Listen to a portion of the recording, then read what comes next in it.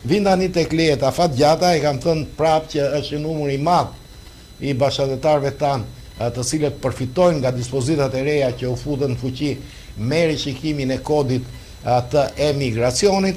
Kështu leja 10 vjeçare, e cila fillimisht ishte parashikuar si një leje që jepet vetëm një herë dhe nuk jepet më, tani më mund të rinovohet. Mund të rinovohet duke paguar një parabolo prej 900 euros, kërkohet kopje pasaportës, leje qëndrimit sigurisht, vërtetimi aftësisë siguruese asfaltësi kanotita apo kontratë siguracioni privat.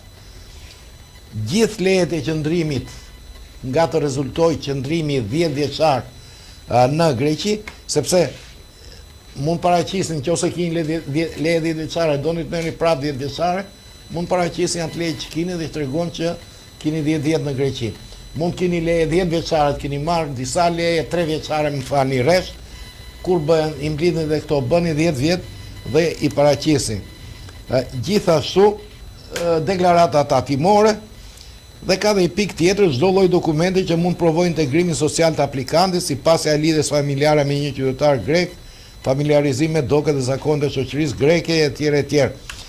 Përgjithsisht, secili prej nesh ka në familje një djalë apo një vajzë që ka marrë në qetësinë greke. Pra vendosin aty taftotitën e fëmijës.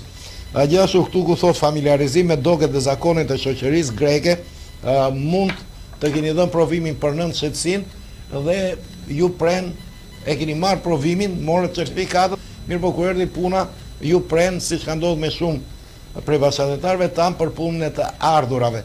Këtë tani mund ta shfrytëzoni për të marrë leje 10 vjeçare.